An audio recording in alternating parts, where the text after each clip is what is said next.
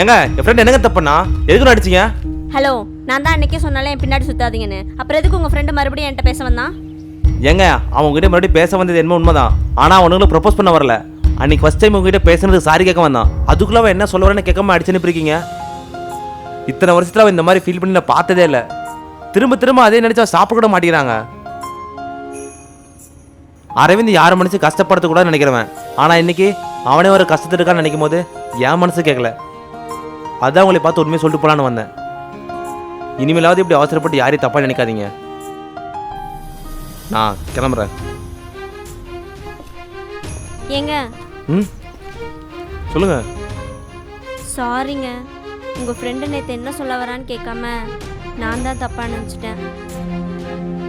எனக்காக ஒன்று பண்ணுறீங்களா? சொல்லுங்க. உங்க ஃப்ரெண்டுக்கிட்ட நான் சாரி கேட்டேன்னு மட்டும் சொல்லிடுறீங்களா? ஏங்க நான் கேட்குறேன்னு தப்பாக நினைக்காதீங்க. நான் போய் அவங்ககிட்ட சாரி சொல்கிறதுக்கு நீங்களே வந்து சொன்னீங்கன்னா அவங்க கொஞ்சம் சந்தோஷப்படுவான்ல. நானா?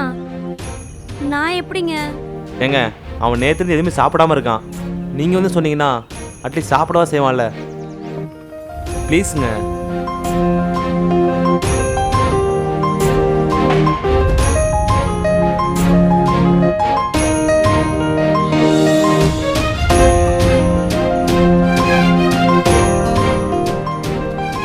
நீங்கள் பேசிகிட்டு இருங்க, நான் வந்துடுறேன். ம். ஆ